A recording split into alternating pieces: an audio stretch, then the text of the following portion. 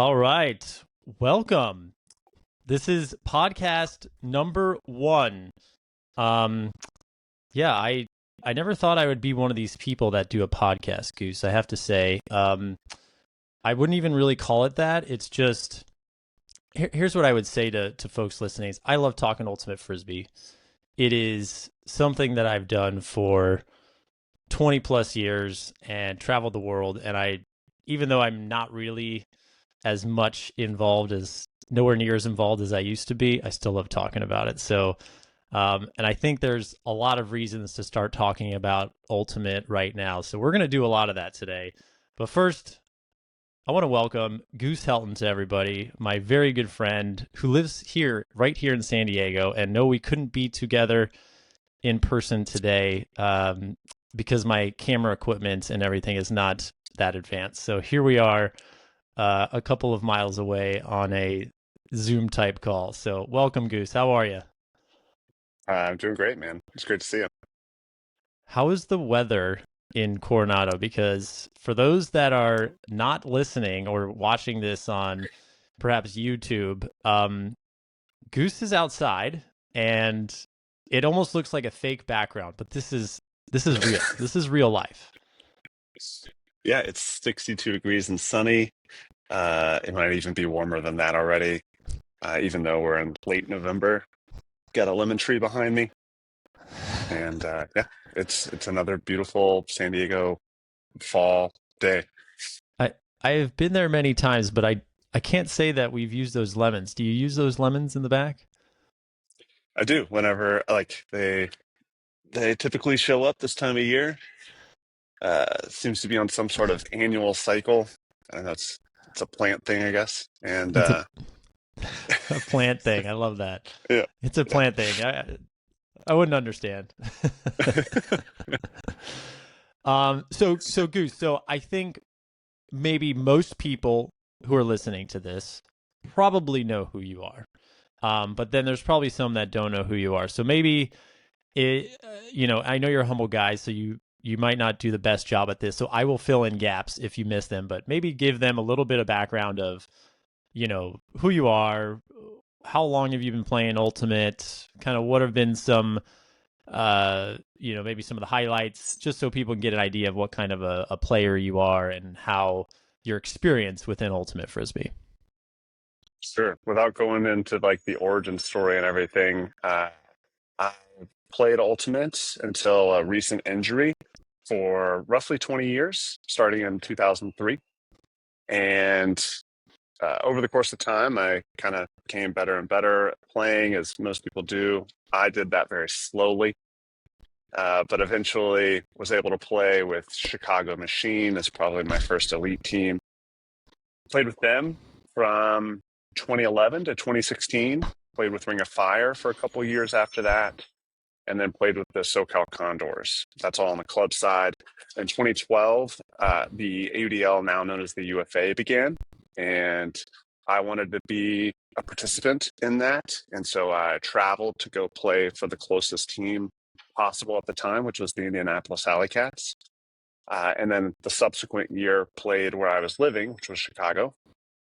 And both of those first 2 years, I was awarded the Most Valuable Player Award. And I guess also on the accolade side of things, I played for Team USA roughly from 2015 to 2022, 2023, playing on the beach team or making the beach team 3 times and the grass team a couple of times. And also a Masters world champion a couple times over, beach national champion. So those are the ones I can kind of think of off the top of my head.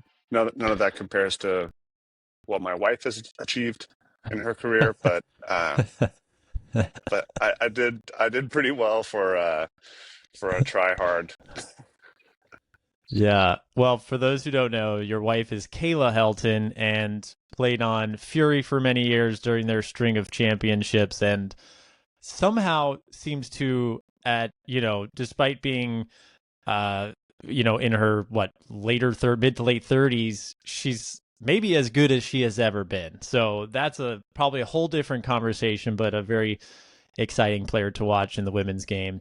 Um, so Goose, there's so many things to talk about here. I mean, beach, frisbee. You named a bunch of accolades that, as somebody who played Ultimate for a very long time, we've probably been playing about the same time. I started playing, I think it was what, 2003, two, early 2000. I'd have to kind of confirm that, but I wasn't really aware of beach frisbee.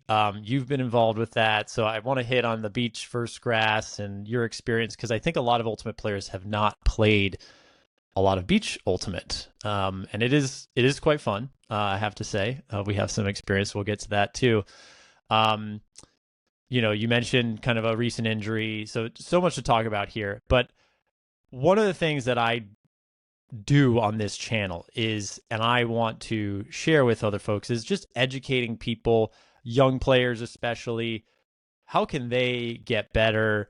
How can they improve their game, and sharing different experiences and backgrounds of people that they may be able to relate to, or take information from and learn from, to use that for their own growth as a player. So you mentioned that it kind of took a while for you to kind of get to a elite form, if you will. I remember watching you play on when you were in Jacksonville. The Hammerheads, I believe, was the name of the team when I played. So I started playing in Tampa, Florida, where I went to high school. It was my junior year. Uh, so yeah, I guess I'd been throwing around the frisbee earlier, but I would say Ultimate specifically was around 2002. And I played on Tampa Bulge and then Vicious Cycle, so long time ago. This is over 20 years now. But I remember playing against you, or even at least watching you play, because you're a young player. You're very fit, even back then.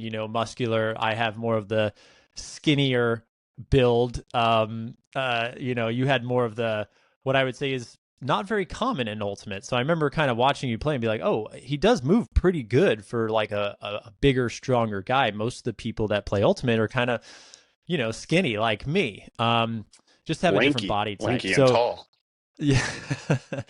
But maybe share, like, what was your experience on those early years, and why did it maybe take you so long to kind of get to elite form? But maybe more importantly, what was like the click? Like, what clicked? Like, what was that thing that you either focused on or did that got you to kind of get to the next level? Because I think there's a lot of people that would either listen to this, or probably listening right now, that aren't sure what to do, or trying to figure out, like, what's the thing that, I wasn't naturally good right away, or I wasn't, didn't make the club team the first time around, or whatever it may be. And they're looking to get to that next step, wherever they may be. So how was that? I mean, it was a number of different things. I mean, the real genesis of it was that in 2004, 2005, roughly, there was this thing called the MLU that popped up that I think you were part of. And, people would probably like to hear about that, because this is not the Major League Ultimate that spun off from the origins of the AUDL. This predates all of that. So MLU, Major League Ultimate. Yes, I was a part of. There was a showcase of the Southeast, Northwest, Southwest, and Northeast, and I was a part of the Southeast team. And there was for those that don't know, there was a kind of a mini tournament at Potlatch, which is a co-ed tournament in Seattle during the summer. And so I played a part of that, and I won't go too much into detail. I don't want to kind of take away what you're sharing, but that was my involvement, the extent of my involvement in the MLU, because they didn't have anything, I think, in Florida at the time, any teams in Florida at the time. Yeah, so that was like a precursor to professional ultimate. It was like a teaser that sort of thing could exist. In fact, it seemed like it might even be professional ultimate. And once I saw that was on the horizon, or something that people could participate in, it definitely inspired me to take what I thought about ultimate and like raise my eyes a little bit to trying to become like the best player I could possibly be. And so that meant to me that even though I was I was a natural athlete in some ways, but like Frisbee didn't come naturally to me. Throwing and catching a Frisbee, those things uh, actually made me not enjoy Ultimate the first few times I played it because I just would like drop it and I couldn't throw the disc any direction that I wanted it to go. So it was not a natural fit for me, having played basketball and run track. But once I saw that there was this elite level that I could aspire to, I immediately began researching like how can I train for Frisbee, get the most out of my athleticism. And then, I would just go spend countless hours, even oftentimes by myself in winter at Wheaton College in the gym. Like there was a climbing rope and the rope would come about, this high, let's say like 18 inches off the ground. And I would practice throwing low release passes underneath that rope and then into an indoor soccer goal with 10 frisbees. I go get them and do it again and go get them and do it again and go get them and do it again. And it's just like something that I had to try to do in order to become a competent thrower. I didn't even make me a very good thrower at the time, but it helped me quite a bit. And then one of the reasons I think that the trajectory for me was really slow, well, one of them is kind of funny, and the other one is something that like a lot of people will deal with, and hopefully less and less often. That latter one is that I just didn't have a coach. There was at college there was no coach. I ended up almost immediately becoming part of the leadership because our club team in college, even though I transferred and was a junior at Wheaton College, it was its second year of having a club team whenever I joined. So we just didn't have any established leadership and certainly no coaches. So we just kind of were going based on whatever I knew from local Jacksonville play. And that just, that doesn't set you on a trajectory for success if you don't have any real mentors or anyone telling you, okay, this is what spacing should look like. This is how you create throwing lanes. This is how you do this or that. So that's one of the reasons. And then the like kind of a funny aside one. I don't know if this is going to be new information to you or to other people, but I have something called aphantasia, which means that I can't voluntarily picture things in my mind. Like if you were to be like, picture an apple, I would be like, I cannot do that at all. I can't picture it in my mind. So playing sports, Really? a lot of it, a lot of it is visualization, right? It's like, all right, here are the patterns. Here's how this should happen. That should happen.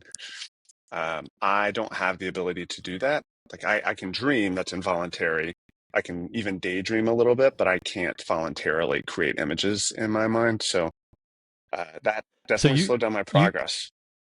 so you can't, like, literally, if I said, "Hey, can you picture, I don't know, bacon and eggs in the morning because you love that." You literally can't picture that on a plate in front of you right now? You can't Correct. Yeah. think of And a bacon and eggs of what you've eaten before and remember that? that's where things get kind of weird because I can remember things and I can remember things somewhat in like graphical nature, like in the picture form, but some things I can't. So if you were to be like, all right, picture your wife's face, I can't do that, even though I know her face really well. I don't know exactly what the interweaving of those things is, but I didn't even know I had this until like 2020, 2021, when I was just like on Reddit reading something about somebody learning that they had aphantasia, and they were describing their process of learning it, and I was like, wait, people can picture things in their mind, like actually? I thought it was I thought it was just like a turn of phrase.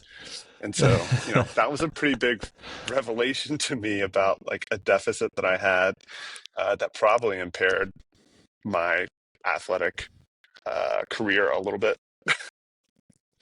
Wow. And I, not to jump in on that, but I, just to maybe contrast that of why that would be a hindrance, is because when I was especially younger and uh, probably more in college in my early years, when I was more of, I would say, a receiver and growing in my ability, confidence, and just my overall level of play, the ability to imagine yourself skying somebody, for example, like who am I playing tomorrow? So I would both look back at plays that I had made. So I remember, in college at University of Florida, we played University of Georgia a lot. Dylan Tennell was a really, really good player, big guy. And, I remember, would envision myself like going up over him, a bigger guy, but could move very well. And, I don't know the timing, but I've skied him in the past.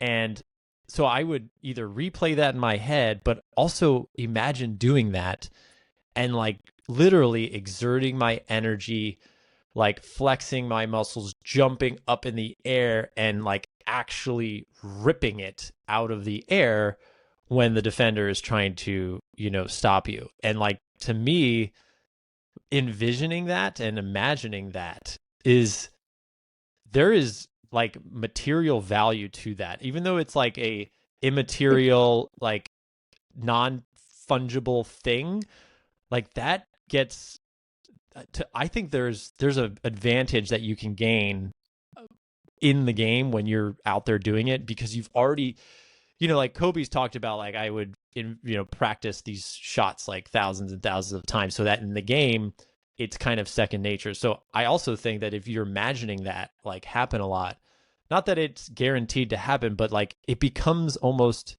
second nature when you're doing that, or that situation comes out in a game. Yeah, I 100% agree. It's one of the reasons why people talk about visualization being really important. Uh, and unfortunately, I just don't have the ability to do it.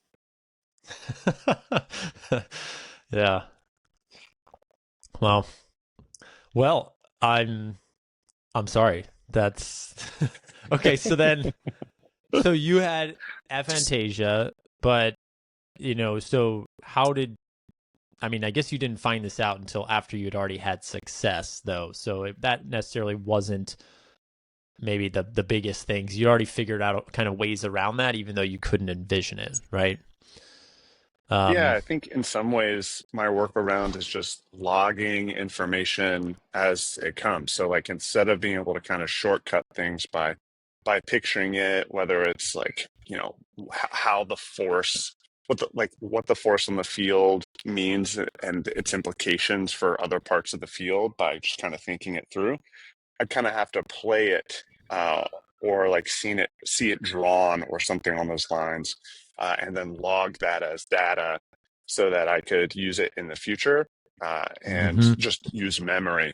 So yeah, I mean, it did take me longer to learn these things, but uh, yeah, that's one of the reasons why I think starting in 2003, you don't see me play elite club until 2011. There was like a brief moment in time where I played for a mixed team that went to nationals back in like 2009. But and at that time, I was athletic. I had figured out how to throw competently, just not exceptionally. And then by the time I showed up to play to try out for Machine, I was good enough to make the team and also be kind of one of the O line and D line players.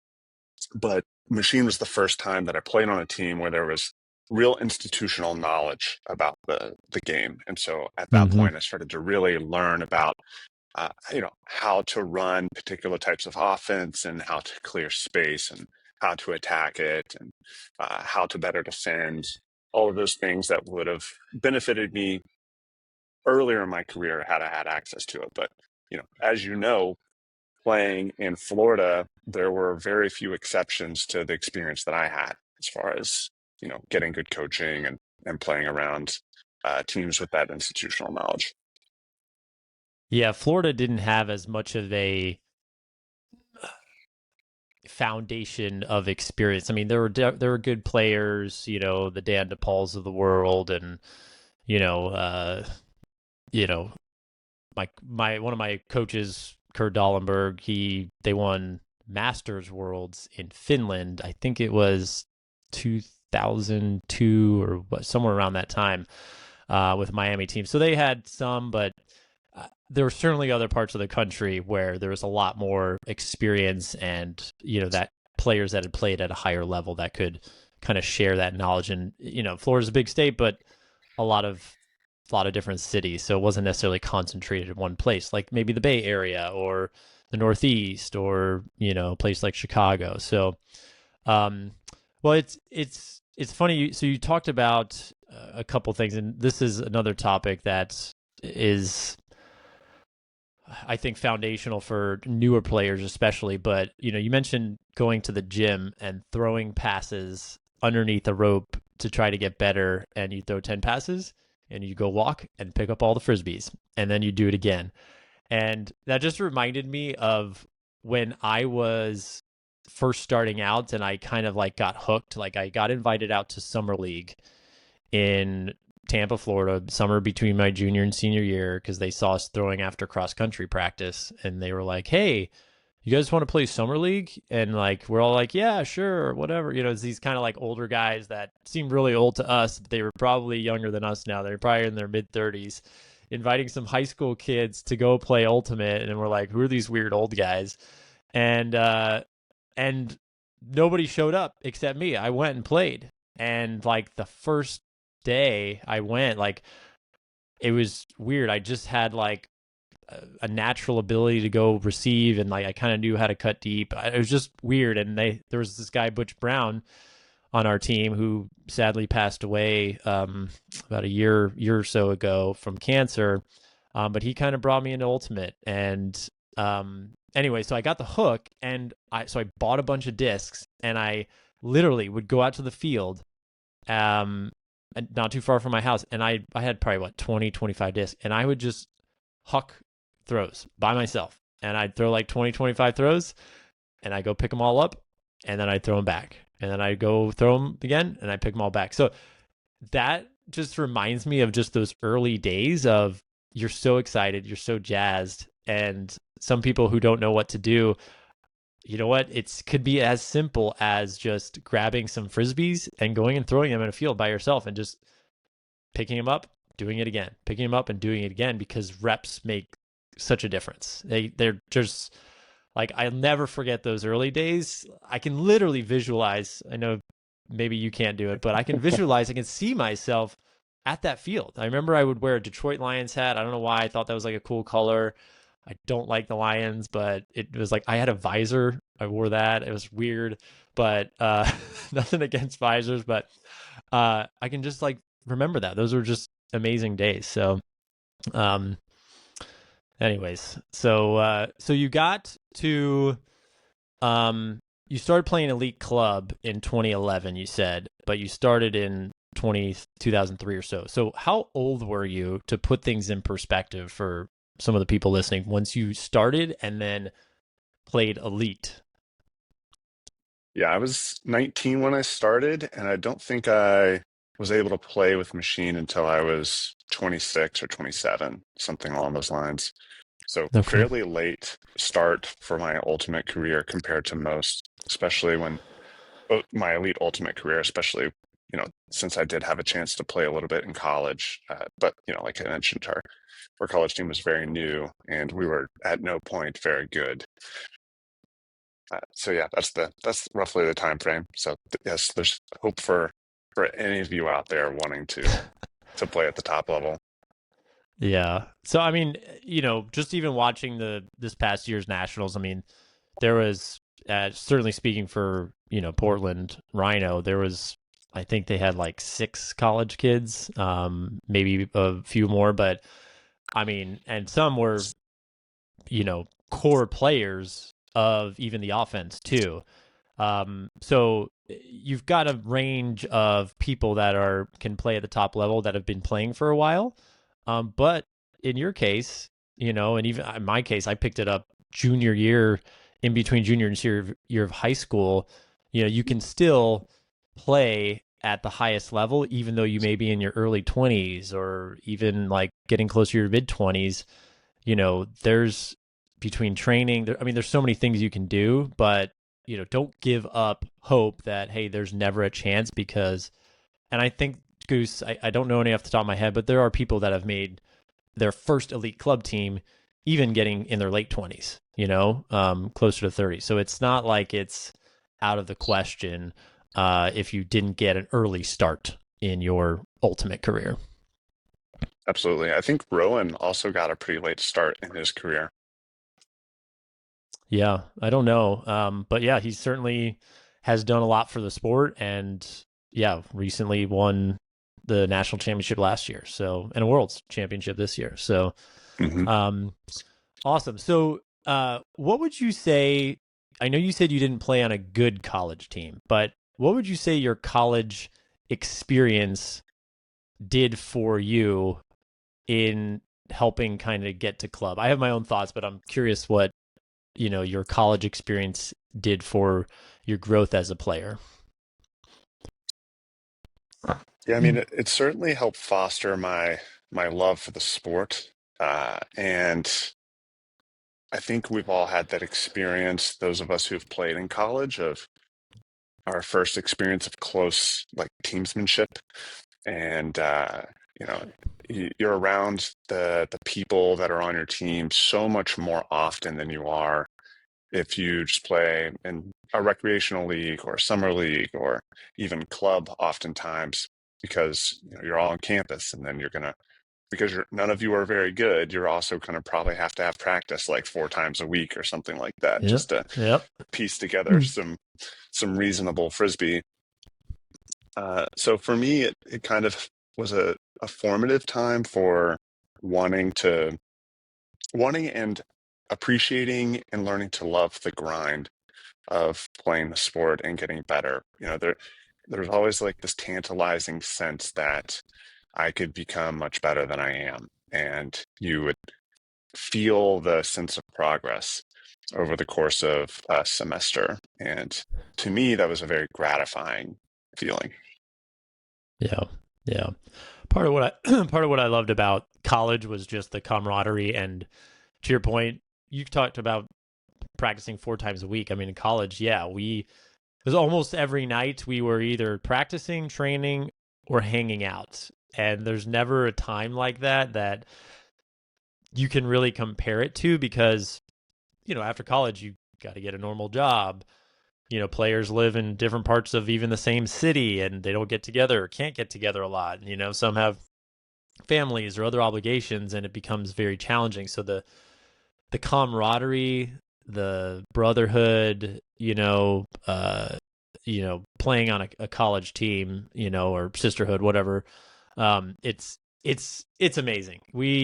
I just and from a playing perspective too, I think you can grow a lot as a player, because usually they're smaller rosters. You're playing more points.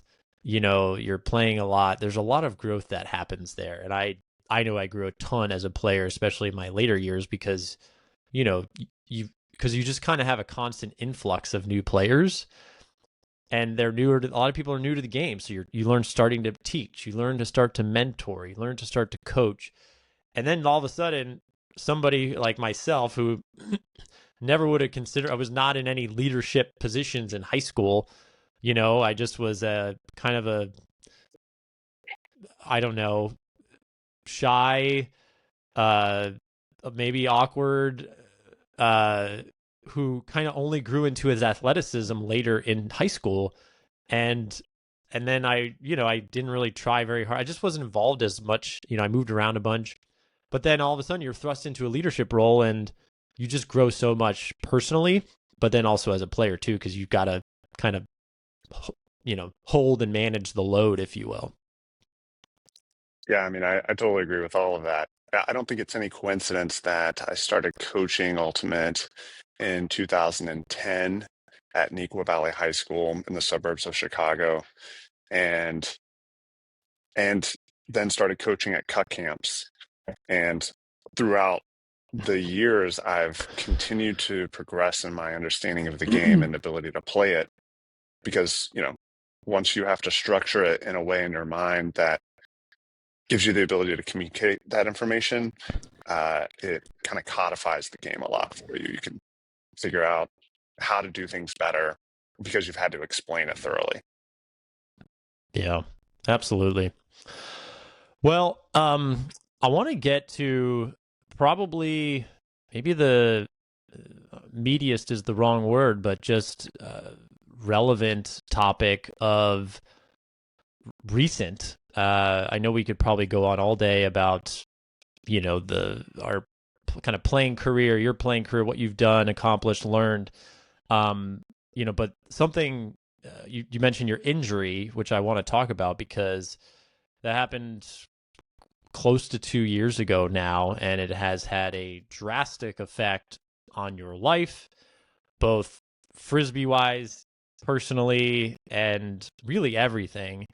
And if you're listening and you haven't heard about it, this is certainly something that I think will be really worthwhile listening to. And from my perspective, I think just because you have just handled such adversity with such grace and gratitude in a way that I think is so admirable and really inspiring. And so I want you to kind of maybe start off telling us, what happened, and then, because it's been quite a while, so there's a lot, and maybe I'll interrupt, but maybe just start like what happened, what you've gone through that has kind of led you to today, because it has been nothing short of miraculous. And you recently coached at the World Beach Ultimate Championships, and it's just amazing how far you have come. So I want people to really understand what you went through to get here. Yeah, I mean, I guess maybe as a kind of a preview and a big picture, I was in a motorcycle accident January 12th, 2023. And since that time, uh, even 3 weeks ago, I had a surgery. That was my 41st surgery, all in effectively the category of limb preservation. So, on that day in January, I was riding my motorcycle out to go meet a friend and go bop around in the mountains some. It was 2 days before Layout, a very popular beach tournament that I like going to. And I was on a two-lane highway, and I was just kind of in traffic. There were a bunch of cars in front of me, and I gave a lot of space between me and the car in front of me because I was not in a hurry, but we were in a 55-mile-an-hour zone.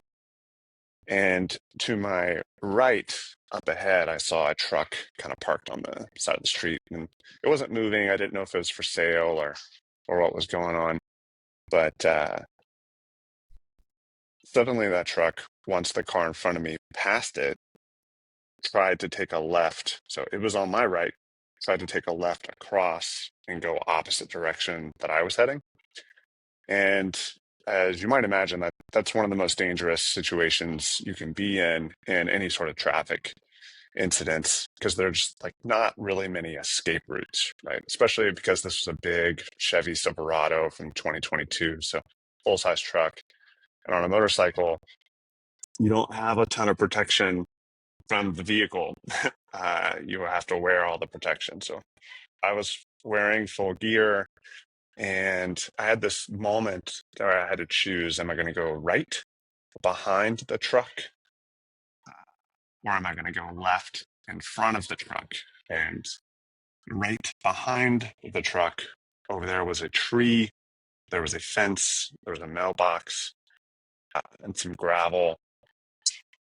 And if the vehicle stops and you try to go behind it, then you end up just kind of T-boning it anyway. Where versus my split-second decision, which I chose, was to go left into oncoming traffic lane where there was thankfully no cars at the time. If the truck saw me and hit their brakes, I would be able to squeeze past, even though I was braking as much as I possibly could. But the truck, unfortunately, just floored it, spun its tires, was taking the left. At no point stopped accelerating until the bumper struck me in the leg, and so that sent me off of the motorcycle. I landed harmlessly in the grass in a ditch, and I immediately knew that I was in trouble. I had a lot of pain in my leg. I did kind of a front flip in the air, but no damage anywhere other than my leg. At the time, I didn't know that. I just knew that most of my like pain and sense of like something being wrong was coming from my right leg. And in traffic, there was an EMT who like immediately jumped out of their car and started to try to help me. And while he was doing that, and maybe even before he got to me, I called my friend who was a mile and a half up the street, who I was about to meet up with, a guy who had been in the Air Force. He's a little older than me, and I knew that he'd be able to know what to do if chaotic things took place after that. And then I immediately called Kayla, my wife, and just told her, "Hey, I've been in an accident. It's bad. Come find me," because we share location, and I knew she'd be able to figure out where I was. Mm-hmm. Um, so, in the way of like miracles, in my opinion, one of them is that there was an EMT there who was like able to help me get my like helmet and jacket off, and then uh, help with my leg a little bit. There was also a California highway patrolman in traffic, so they were there and immediately able to call an ambulance. And there was a fire station a mile and a half down the street, so very close. And the ambulance got there very quickly. I didn't know it at the time, but Wow. I was bleeding out. Um, I Two of my arteries were severed in the accident. My tibia was shattered, and my fibula was also broken. So there were like 4 centimeters of tibia just like had been blown out of my leg, and it was a open fracture, compound fracture. And so the ambulance getting there very quickly was really important to me surviving. They had to clamp, like I said, two of the arteries, and then take me to the closest hospital. Another, what I would consider a miracle, is that there were two hospitals that they could have taken me to. Uh, One of them has one of the top trauma centers in the country, and the other one isn't on that ranking at all. So going to the place that I did gave me a chance to potentially save my leg. So once the ambulance got there, they got me in a stretcher. I heard them kind of calling it in as an amputation because of the state of my leg and my ankle being just kind of a bit dangly, if you will. I won't get too graphic. I just kept repeating, I'm a Team USA athlete. Don't amputate it. Like I need my leg.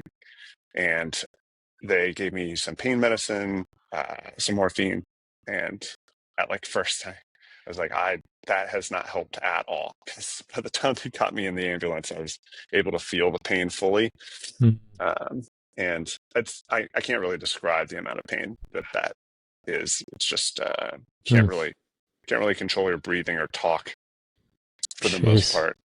And so they give me morphine. I think eventually I pass out from the pain, because the next thing I remember is waking up briefly in the hospital and talking to what would be my orthopedic surgeon who was on call. And I just remember waking up enough to say, "I'm a Team USA athlete. Don't amputate it. Like, do whatever you can. We'll figure it out afterwards."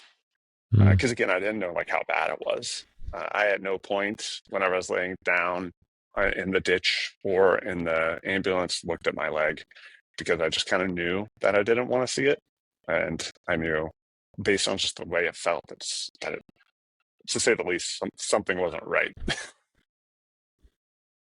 Wow. Wow. I feel like so many things happened there that are miracles in and of themselves. I, I mean, you mentioned two of your arteries were ruptured, were severed. So, and if I recall correctly, there's only three that are in your leg, right? So if you had you ruptured two of the three, you were lucky to have one, but the fact that two are ruptured, you're also bleeding profusely. Like I don't want to say gushing, but maybe that might be an appropriate word of just spitting out blood because, and if that EMT who wasn't part of the ambulance, just to be clear for those listening, he was just driving by as a civilian, right? And just Right. happened to be right there and plug them up. I mean, is it to me when I hear that? I mean, if he wasn't there, if the ambulance was there, I mean, there was multiple things that could have happened. You could have bled out right there on the side of the road and not even have been here. It's just that's the crazy thing to think about of the miracle that this has been, and that's only the beginning part, right? I mean, Right. wow. Yeah, from there, it's just like a series of surgeries and very critical interventions. In the first 5 days, first 7 days I was there, I had five surgeries. And so one of them was to just stabilize the leg and, put an external fixator on so that, they could stabilize the bones. The second surgery was to insert a tibial rod to replace if I remember correctly, it's a little fuzzy, but to replace the external fixator. Then they, I stopped. They were constantly checking my foot for signals for pulses, right? Because with only one remaining artery, it was going to be weak, but that's enough to keep your foot alive. But then it stopped receiving signals, so they did what's called a fasciotomy, where they kind of fillet the sides, lateral and medial sides of your ankle up to your calf to alleviate what they thought was compartment syndrome, which is just like a choking off of the blood vessel. And it turns out that it did not help at all because it wasn't compartment syndrome. And for whatever reason, that one remaining artery was failing. So they had to come up with another plan. I mean, initially they were just like, yeah, that's it. You have to amputate. And then a vascular team got together and decided, like, was there any hope? And one of the surgeons was like, I have an idea and I think it could potentially work since this guy's so dead set on keeping his leg. So the plan was to remove my saphenous vein from my left leg, which is a kind of unnecessary blood vessel. It's, akin to like, I don't know, like a spleen where you just don't have to have it. And so they took that out of my left leg and created a bypass roughly from just below my knee all the way down to my foot, replacing the passage of blood that stopped working, the artery. So that was a success, which was awesome. That is the primary way that my foot gets blood now. But then they had to, create a plan to rebuild the bones in my leg. Uh, they knew that that would mean eventually a bone graft. And in order for a bone graft to be successful, there has to be a lot of vasculature on top of it, a lot of blood supply. So they have to do what's called a muscle graft. They have to place a muscle on top of that area just so that there could be enough healing fluids to go through to make the bone graft work. And then on top of that, they need a skin graft. So uh, all of a sudden, there's this plan in place to do all of this grafting. And I've kind of joked that I'm a Mr. Potato Head at this point because we've moved a lot of things around. Uh, so, they at one point I get introduced to this guy, Dr. Chow, who is one of a couple of surgeons in the country who can do microvascular surgery. He's a plastic surgeon. And he removed, along with my other plastic surgeon, my entire rectus abdominis on my right side. So, if you look at somebody and they've got a six pack, uh, basically that string of muscle on one side, my right side, has been removed and placed to my leg. And they used the whole thing because their hope was to plug in one of the arteries that had been clamped to that, so it would have really good blood supply, and also so that hopefully as time goes on, more blood vessels would proliferate and I would have additional blood supply to my foot.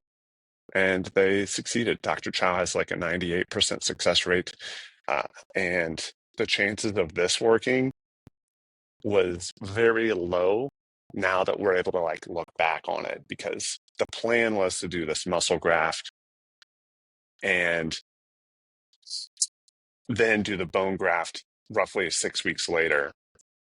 But I ended up having like a series of infections. So, to kind of go back just a little bit, I spent my first 2 weeks in the hospital just trying to stabilize. Then they were like, you know what, you need to go to a hyperbaric chamber, which they did not have available at that hospital. So they sent me to a rehab facility so I could use that. While I was there, I developed an infection, saw my orthopedic for a follow-up. She looked at my leg. I had been having like light fevers and chills. She looked at it for 5 seconds. She's like, you have an infection. We need to admit you right back into the hospital. So, you know, I end up spending a total of like 3 months in the hospital. A lot of that is just fighting infections. So we try to do what we can to fight the infections. I have like all sorts of necrotic tissue. Like I look like I have a zombie leg, right? Like again, I don't want to get too graphic, but it looks really, really bad. Yeah. Um, yeah, I mean, like I I, said, a lot of necrotic tissue. Go ahead. yeah. I no, I remember seeing it. You were even I mean, I was in the hospital. I mean, you were there all the time, but I had visited, and I even being there, I think even how close we were, you were even like, I don't know if you want to see it, but I think at one point I grew up the courage to see it. It was not a pretty sight. No, it was it was pretty terrible. I mean, you would look at it and immediately think that is not a leg you're going to It's keep.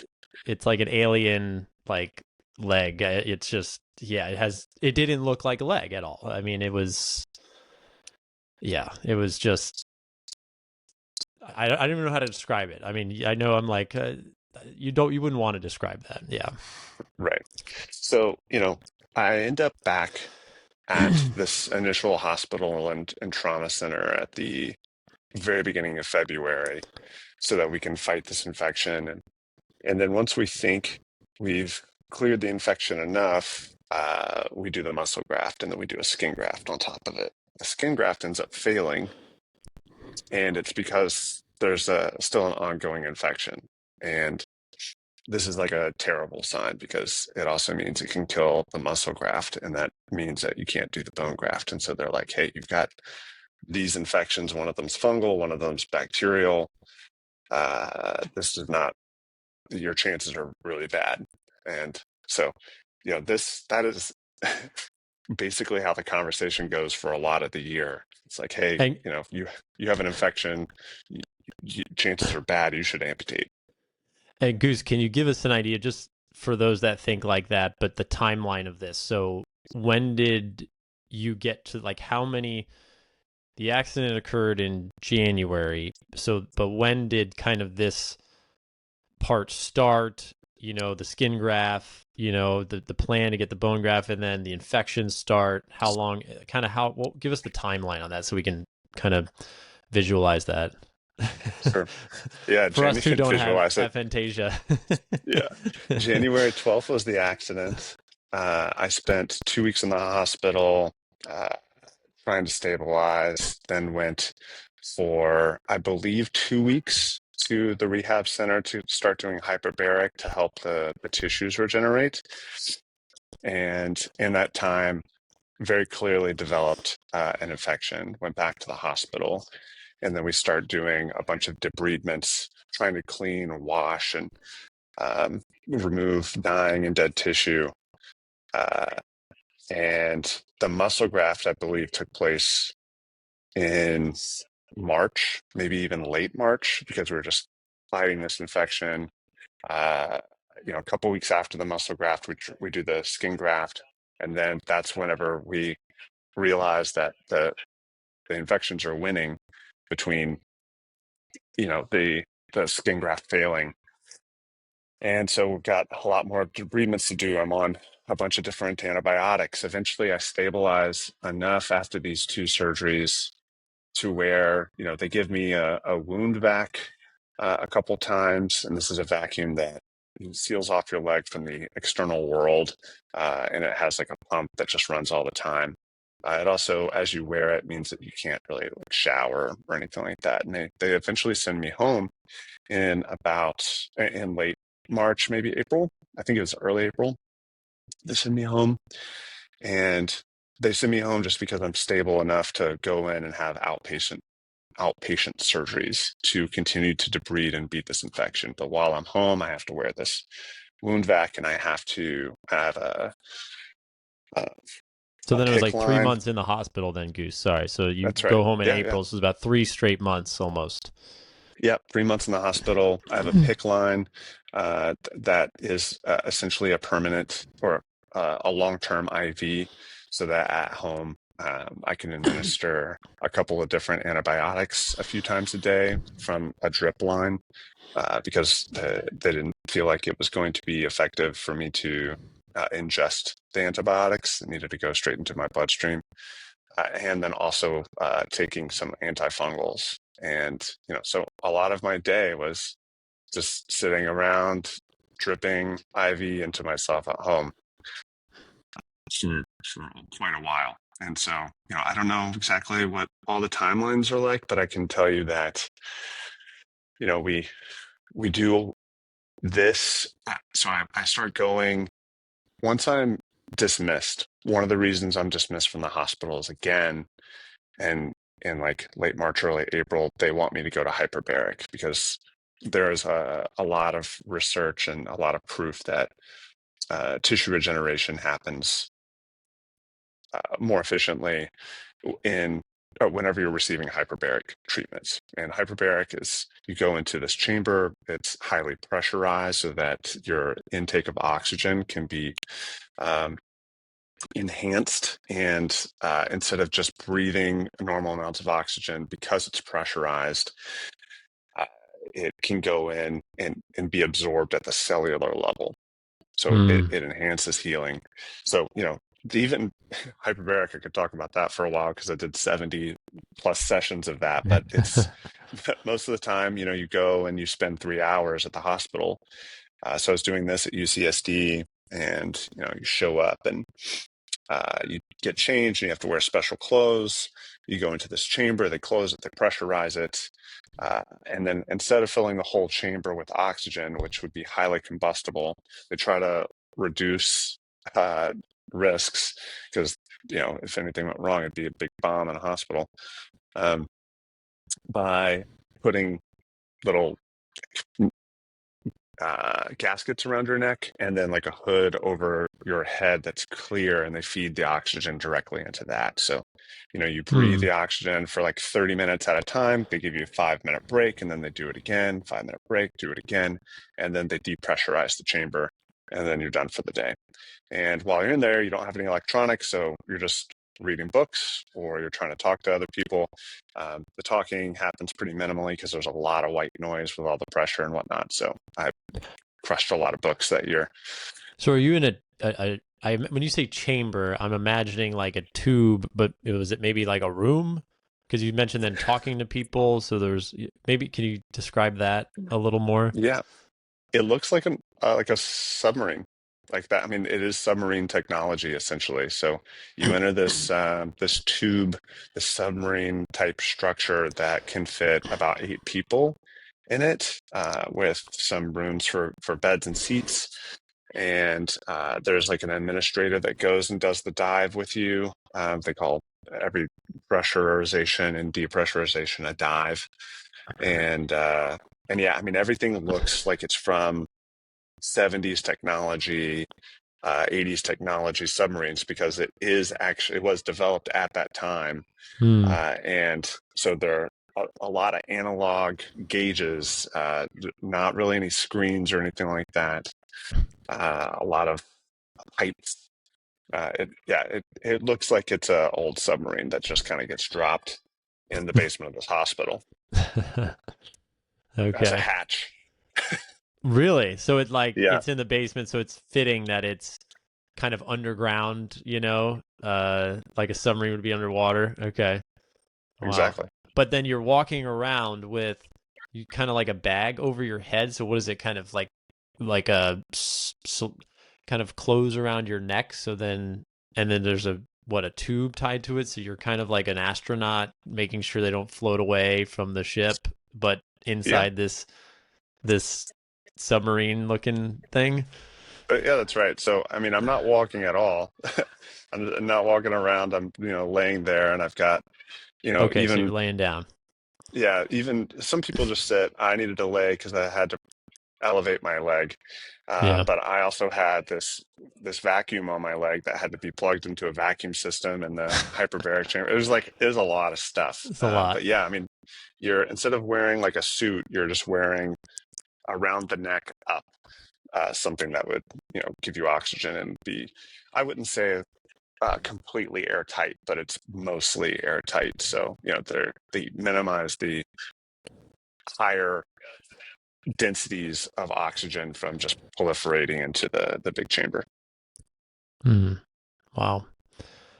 I can So only oh, go ahead, yeah, I was just finish. gonna say, I mean, so I did that until like September, whenever and during this time period, we're just doing surgeries like once a week, basically trying to minimize the effects of this infection. We're debriding, we're cleaning up, we're like hoping that we're getting to a point where we can do another skin graft, and we get to the point where we can at one point. But in September, we start closing in on the possibility of doing a bone graft because we were starting to beat the infections.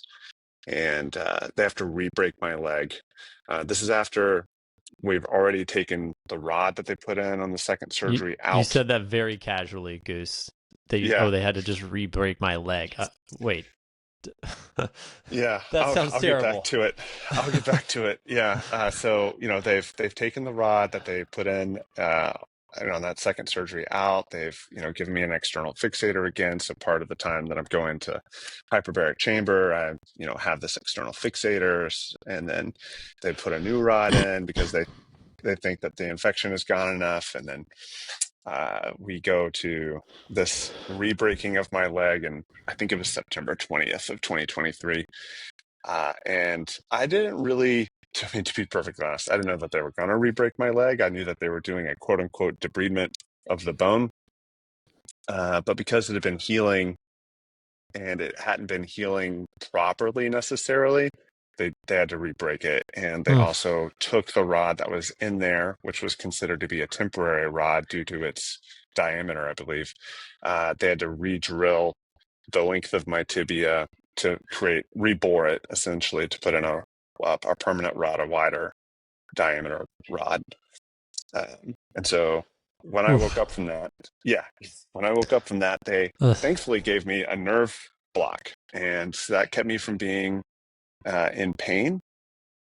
And it was supposed to last for 24 hours, but it lasted for 9 hours instead. Mm. And once that wore off, I was in arguably the most pain I've been in my life. And, uh, you Worse know, than the accident. probably worse than the accident, to be perfectly Wow. honest, because at this point, there's no adrenaline. Um, it's just a fresh break, and it's not just where they rebroke it, it's the whole length of the tibia because of the boring.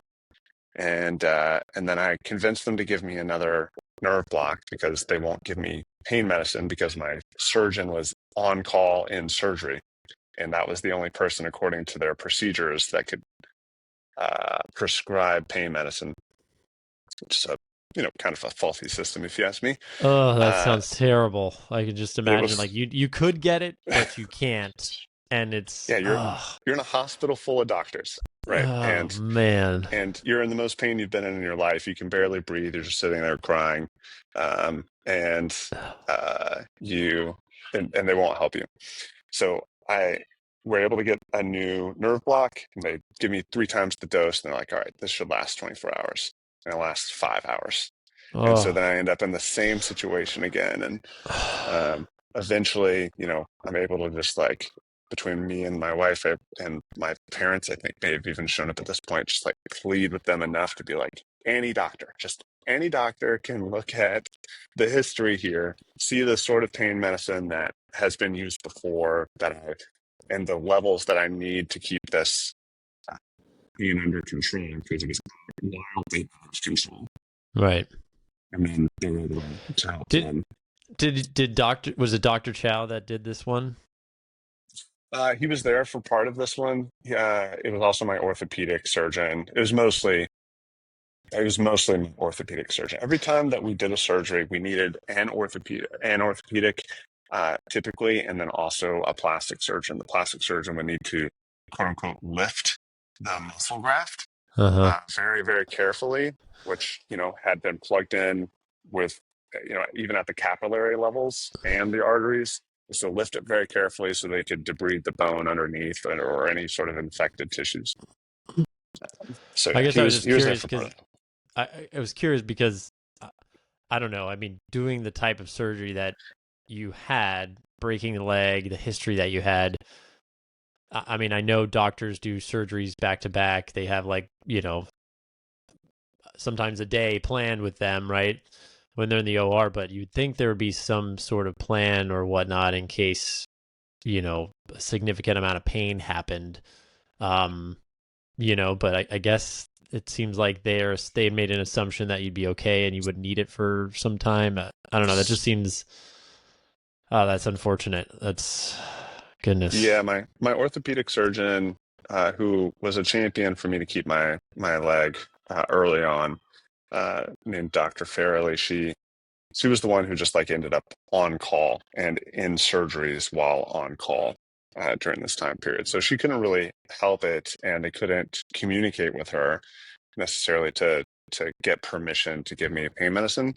It was, and she didn't anticipate me needing any pain medicine because Yeah. of the nerve block. She thought, Yeah. we'd have this amount of time, but it was shortened substantially.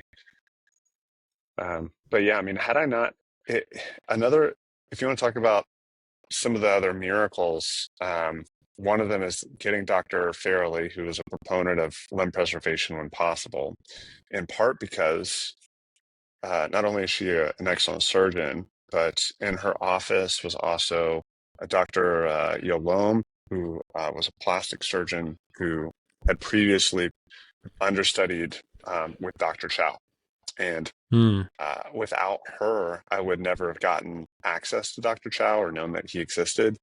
And it's very clear to me now, knowing what I know and having gone to get second opinions and talk to people who've had similar experiences, that without Dr. Chow, I certainly would have lost my leg, because the way that he can construct a muscle graft is just so potently different than the average plastic surgeon. Even Dr. Yalom, who's an excellent plastic surgeon, she told me very early on, like, Dr. Chow is the person to do this. I can't do what he can do. There's only one other doctor in the country who can, uh, and his success rate is wildly high. When you had, I mean, it's probably wasn't just right at the beginning, but when you had early on, you're yelling, "Hey, I'm a Team USA athlete. I got to keep my leg." You mentioned Dr. I think Fairley, that was a supporter of limb preservation. Um, Maybe tell us.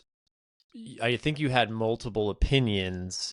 Did you have multiple opinions? And were there doctors that were saying, let's just amputate? And maybe talk a little bit about that, because I think that, there's so much to this. I'm sure for folks listening, they're like, oh my gosh, this has been so much already. But there's that was also huge because and maybe talk about why did you want to, for sure, you know keep your leg? I think it may seem obvious, but then sometimes when you have such a traumatic injury, there are proponents, and I would say there's good reasons both ways of why it might be better to amputate too. So maybe just talk a little bit about that and why you pursued the route that you did.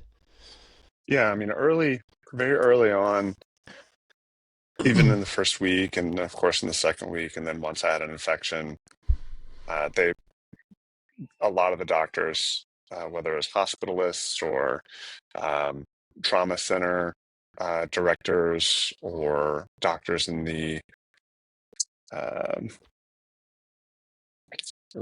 intensive care unit, they wanted me to do a below the knee amputation, and there were a bunch of different reasons depending on the time frame. So one of them was just like the amount of damage, just the sheer amount of damage, and the amount of repair that was going to be necessary. and the likelihood of infection because it was an open fracture, right? My leg was exposed. The internal elements of my leg were exposed when I was laying there on the side of the road. Mm-hmm. I even think they found like parts of like plastic and the car in my leg whenever they debrided it. So all of those things are almost certainly going to amount to a form some type of infection, oftentimes like a brutal infection, and I did have pretty brutal infections. The time frame during which amputations were recommended to me were from January until December 20th, whenever we successfully did a bone graft. Because I had infections through that whole time. Even whenever we did the bone graft, they took some cultures of my leg and still found some trace elements of bacteria that we were hoping were just contaminants rather than actual infection at the time. And so, going back to the early days, the doctors were concerned that I wouldn't be able to fight an infection and live. And then as I stabilized, even Dr. Farrelly, because she knew that I was an athlete and that I would aspire to do athletic things again, she at times was like, you should really consider amputation because it may lead you more toward the type of lifestyle that you want. And if you want to be really active in your life, if you want to go hiking, if you want to go run, they make really good prosthetics for those sorts of things. And So she was even saying at one point to amputate, the one that was supportive of limb preservation. that's right. Yeah. And And part of it is, it's just so hard. Like going through this week after week, surgery after surgery. It's very, going to hyperbaric 5 days a week. All of this is very hard on the person going through it and their support system, right? So it's very hard on my wife. It's very hard on my family. It's even hard on even though my church family was very happy to help me out and help alleviate some of the transportation concerns that would have fallen on Kayla. It's just not everyone has the support that I had in order to continue to fight against this. They, often don't have the same level of determination in some regards that I had, or I could easily just call it stubbornness. But to me, amputation should be Plan B, right? Like it is an irreversible decision, and continuing to fight, for the most part, is a reversible decision, right? Like that was one of the difficult things early on about deciding if I was going to do this muscle graft, knowing that I was going to be eliminating these core muscles permanently, and I would never have use of them again once they're removed. You don't grow them back; they're just absent, and so mm-hmm. it's a sacrifice, like an actual sacrifice of part of your body for another part of your body. Right. And you have to decide, like, how committed am I to this as a project, with no guaranteed results ahead of you. You're just like, well, we're just gonna have to continue to pray that this works. And Goose, you were even, I think, at one point, I don't want to say teased, but brought up like, you're an athlete. If you amputated, like maybe you could, maybe participate in like the Olympics or like the Paralympics or something like that. So people talk to you about that, like trying to, I don't want to say maybe suggest but they're just offering alternatives to maybe that. Did that, like, oh, the thought of a gold medal in the Olympics potentially, I mean, because you're an athlete, you certainly, uh, you know, probably could have, could be that, right? But so what did that go through your mind at all? Did that kind of influence you, or the thought of like seeing this success as an amputee? Yeah, I mean, I did think about it. I had to think about it. You're like, I I chose not to distract myself much when I was in the hospital. I had friends offer to send me Game Boys or some sort of video game thing, and I understand that distraction can be useful, but I wanted to minimize my reliance on that. Like I would Mhm. watch some TV shows or some YouTube or something like that to pass the time. I'd listen to a lot of books, um, do a bunch of Bible reading and things like that. But I really wanted to sit with my circumstances and weigh them out because, I needed to come to grips with a lot of things. Like the end of my athletic career was likely the reality. And I needed to think about, is amputation a pathway for me to do athletic things? Is saving my leg a pathway for me to have a more normal life? And if I had to stack rank, if I had to create a hierarchy between those two paths, what would I choose? And, a lot of what I was thinking about was I want the normal life over I want the performance athlete life, which, I think would surprise a lot of people, but I I definitely thought about, one of the things I love most in life is just going to the beach and getting in the ocean and, get the Pacific Ocean 5 blocks away from here. It's cold and really refreshing. One of my favorite things to do in my workday prior to the accident was just, stop what I was doing, go, do some training on the beach, get in the ocean, come back, and then get back to work because I feel really energized by exposure to cold water. And I thought about like, what would this look like if I amputated? I would probably have to have a leg to go to the beach, and I'd have to put on a separate leg to swim in the water. And then I'd have to take that leg off to get back out of the water and put on a different leg.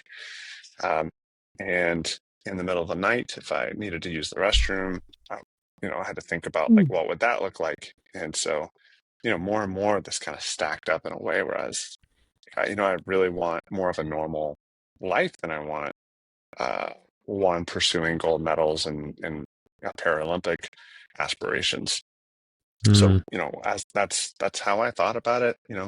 Obviously never guaranteed any chance at Paralympics, but um, I, I wanted to wake up in the middle of the night and walk to the bathroom if that was possible. And like I said, one of these two decisions is reversible and the other is not. So I was, like I said, pretty stubborn and dead set on seeing if it was possible to make it through.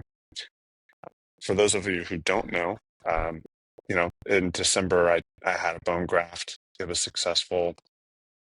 I then in this past April 2024, pursued an unconventional uh, Oh, but medical sorry, Goose, path. you glossed over that, Yeah. but that was big, right? Because Hmm. you had been, and I, you know, I kind of just had been keeping up with you. Obviously, we're so close, but um, you had constantly been having this infection. It just seemed to keep coming back, and it's almost just like it had to have, beaten you down a little bit and been frustrating because you're like, my body, like I'm ready for it, like the muscle graph, everything had been kind of slowly falling into place, but then this infection just wouldn't, this pesky infection just, kept coming back. And then, I know it's easy for all of us, and probably including you, to kind of just condense it together, but over, like, every day was another day of like almost waiting and what's going to happen, because you didn't really have control over that infection, really, right? So what was that part like? And then what was the, I don't know, the success of the bone graft? Because I mean, that was huge, so huge. In like, it was almost like a, I don't want to say a turning point. I guess what I would ask you is maybe answer that first part, but then also a turning point. Was there a turning point in there? I mean, to me, that seemed like a big one, but maybe there was another one.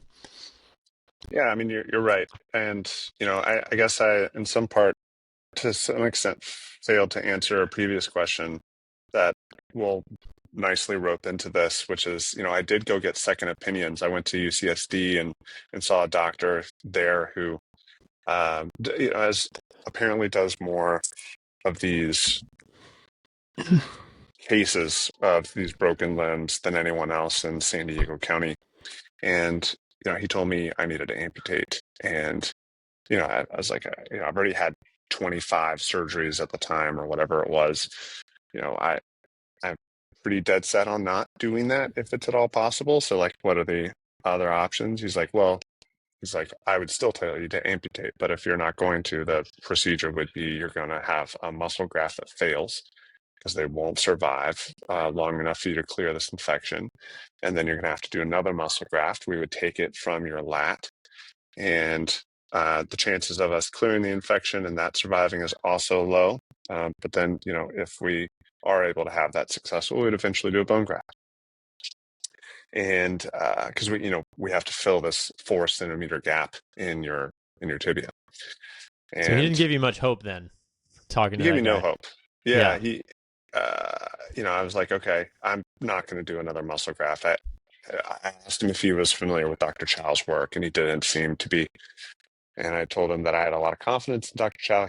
Dr. Chow thought he was going to be able to keep it alive for a lot longer. This is probably July. And he looked at my mom and was like, you should convince him to amputate. And, In and front so of we you. just, yeah, exactly. So we left, and that was pretty discouraging. Ugh. But we kind of march forward through time, and like I said, I'm just like, I'm getting all these different types of infections every time I have a surgery, which again is still like once a week to do these debridements.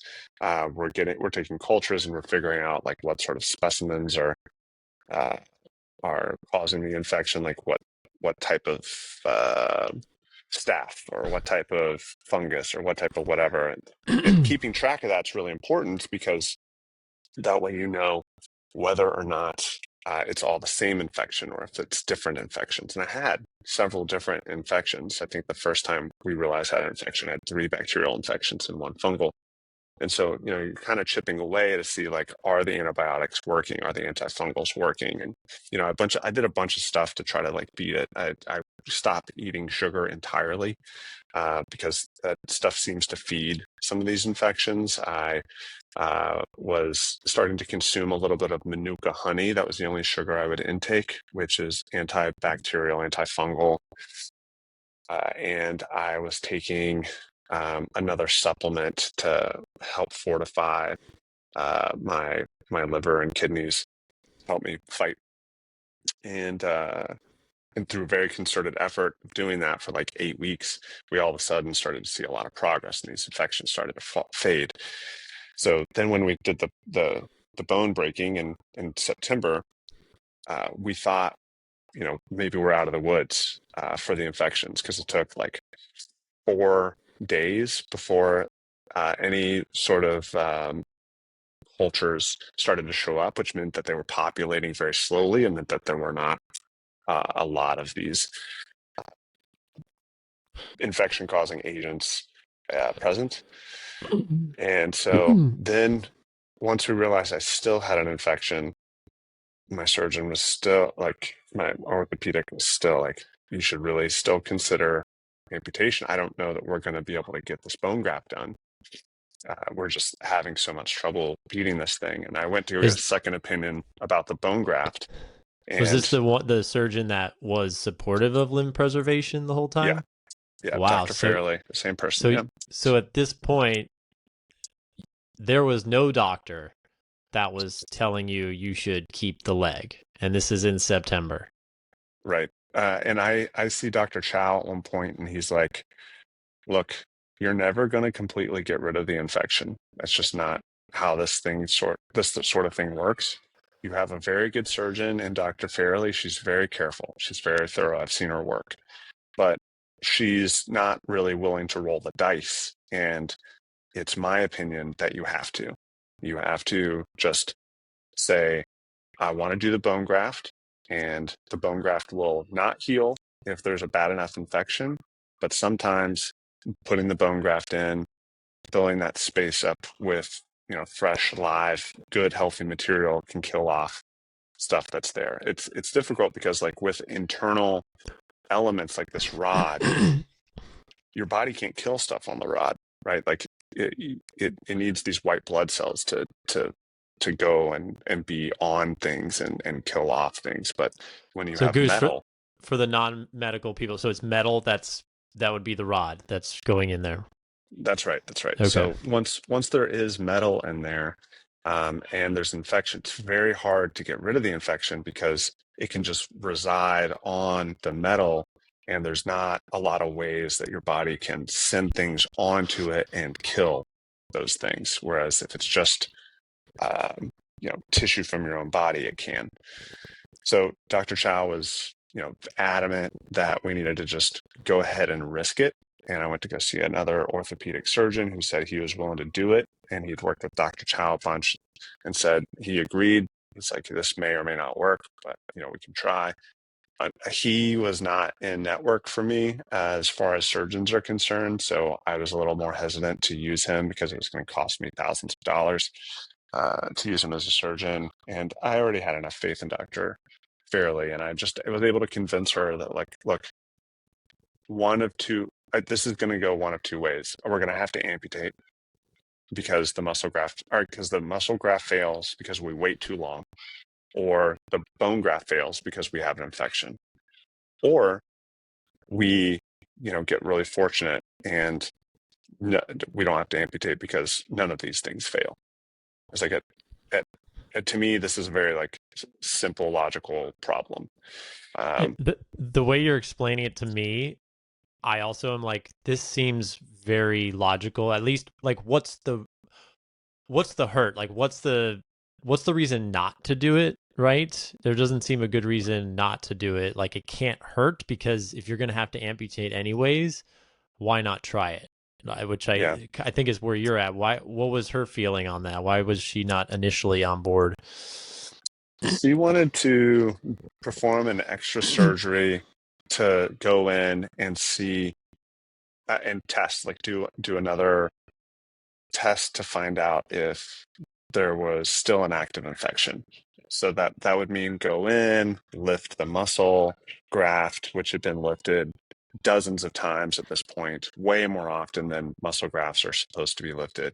And by the way, this is a huge piece of muscle that has been atrophying and getting smaller and smaller. And it will naturally atrophy, but it's also been getting eaten away at by infections and fighting against infection. So basically Dr. Chow is saying this muscle graft will fail and we can only lift it so many times. If we lift it one more time to do the bone graft, I think it'll be okay. If we lift it two more times, I actually think it might fail and no longer serve its purpose. So doing Wow. an extra surgery to just culture it to figure out if we have an actual infection could actually undermine the efficacy of what we're hoping to gain from this bone graft. And so, once I was able to get those two to talk and him to make it perfectly clear and me to repeat it to her that I am willing to risk the fact that I knowingly have some form of an infection, whether it's a serious one or a very light one. It's a little unclear, but I'm willing to risk the surgery of removing marrow from my femur, implanting it in my tibia, and that working or failing. Wow. And so, who did the surgery, and how uh, how did it turn out? So Dr. Fairley and Dr. Chow did the surgery together. Um, I once again ended up with a wound vac over top, and this time a nice take-home set of nerve blocks so that it would be not in the same situation that I was before. This was December 20th, so 5 days before Christmas. So I was, sent home after a couple of days and was able to spend Christmas with my family. But on Christmas Day, maybe Christmas Eve, I get a phone call and it's like, hey, I did culture while we were in there and there was an infection. It was scant, is one of the words that they use as far as the population of bacteria.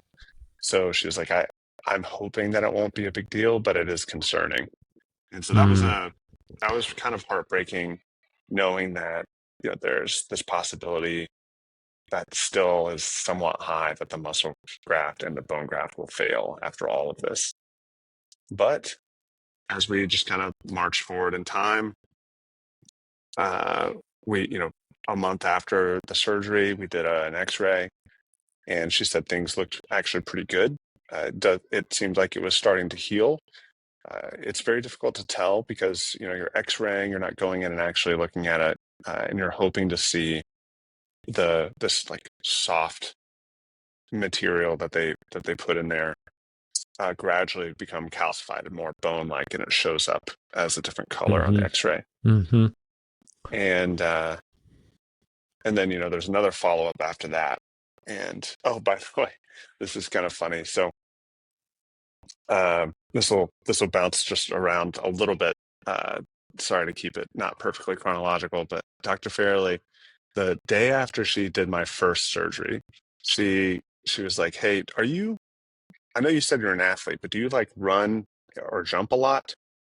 And I was like, I do. Yeah, like quite a bit. Like a As you lot. know, I know, as you know, you've done some of the training that I do, and there's a lot of like tempo running, and there's a decent amount of jumping. And she's like, "You have the bones of like a 17-year-old," and I'm 30, 39 at the time. And I was like, "Is that good? Like, is 17 a good bone age?" And she's like, "Yeah, no, it's about as good as it gets." They're like, you know, they're pliable and they're also very hard. She's like, I could tell that, that was good. So then fast forward to the bone grafting. That's good. She takes a picture of the bone graft material that she pulls out of my femur going through my knee, and sends it to me later. And she's like, "You had the most beautiful bone grafting material I've ever seen."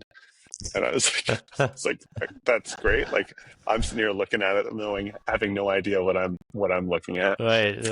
Uh, but That she might was be the like very finest compliment anybody's ever given, like, Goose, you have exactly. nice hair, nice eyes, I like your bicep. No, you've got a nice bone femur color. Yeah, exactly. It was certainly the Uh, most meaningful one, I guess, in some ways, right? So, right. It certainly uh, meant the most in the moment, I'm sure, right? absolutely. So it was a good sign. And, then I go in for my 3-month checkup, and she's like, "All right, it does look like the bone graft is taking. I have way more confidence that it's taking. It doesn't mean we're out of the woods yet or anything like that." And at this time, like I've been trying to figure out like what I've done all sorts of things that at this point that I thought were non-traditional. I've been taking this stack called some people affectionately call it like the Wolverine stack. It's some peptide combination to try to help with some tissue regeneration, stuff like that. I'm doing all these like unconventional things, cutting out the sugar, taking Were, some supplements and whatnot. were Go you ahead. like researching all this stuff, Goose, on your own? I mean, you had a lot of time. Were you just like, well, okay, the doctors say I need this, so okay, how do I kill bacteria, naturally get bacteria out type stuff? Like, were you just Googling this stuff and learning to figure out, okay, what's going to give me the best possible chance to have, you know, the best healing I can possibly get? Yeah, absolutely. I mean, I was talking to naturopathic doctors who were friends of mine. I because of my position in the coaching world, I had access to some really good trainers and physical therapists and people who had ideas that they thought were worth pursuing. So, yeah, I mean, I'm not throwing everything at the wall to see what sticks, but I'm evaluating very carefully if there are any risks, things that I would like to do and things that I want to avoid. My computer's getting really hot. I may have to move because it's in the sun now. Okay. Um, Give me one moment. Yeah.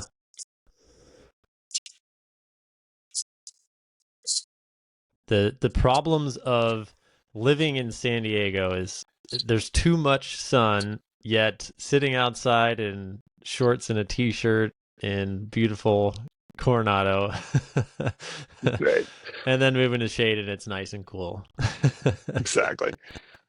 So, I've been researching all this stuff, and one of the things that I've figured out is that stem cell therapy has come a long way since, I heard about it when I was a kid, and some of it was banned because it was, you know, they were trying to figure out whether or not they should use like tissue from a fetus or something like that. And now they've evolved to using tissues from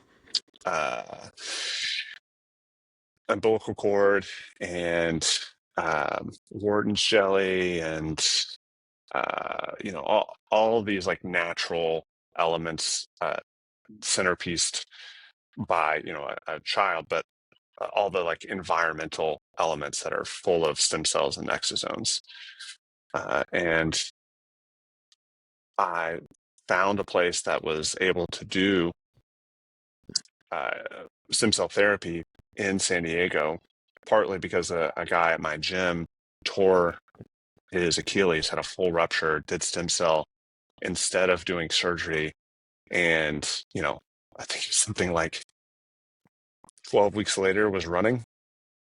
It Wow. was like very, very, very fast. So, once I Wow. found out that this was an option and that it was effective, I, became very interested in seeing if it was something that could help me. So I started talking to the doctors there. And the reason I bring this up is my second follow-up x-ray with my orthopedic surgeon was in early April. The next week, I went and did this stem cell treatment, which was very painful and expensive, and something that I felt confident that, was part of God's plan in my recovery, because I, just prayed like, if I should do this, then please provide the money for it.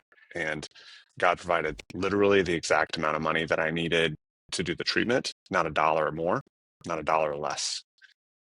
Just, Wow. praying and then asking, putting it on Instagram that, if anybody would like to, contribute to this, just let me know. I didn't try to do like a GoFundMe or anything official, just kind of very informally asking and letting people know that I was interested in doing this.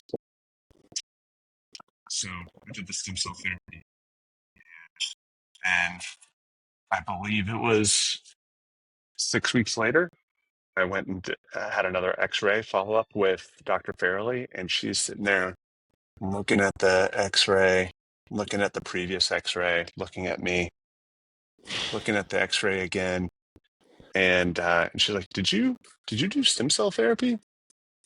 I know you'd been talking about it. I was like, yeah, I did. She's like, maybe that explains this. I've never seen a bone graft heal as fast. I was like, oh, so it's looking It's good. And working. she's like, yeah, I mean, it's the fastest I've ever seen a bone graft heal. So like, I don't know what to say. It's like, oh, all right, great. Well, like, what sort of timeline are we on? I know that oftentimes it takes like a year to heal. And she was just like, I can't tell you because I've never seen one heal this fast. I don't know what trajectory we're on. And I was, pretty excited about that. I don't know how much of the stem cell therapy went to my bone healing versus the soft tissues that I was hoping it would help. But, this place that I went and the product that they have is supposed to help for 10 months. And honestly, my recovery, everything was a pivot point around that bone graft, as you mentioned, because that's what Mm-hmm. we were just like waiting and waiting and waiting to do. That was the whole point of the muscle graft.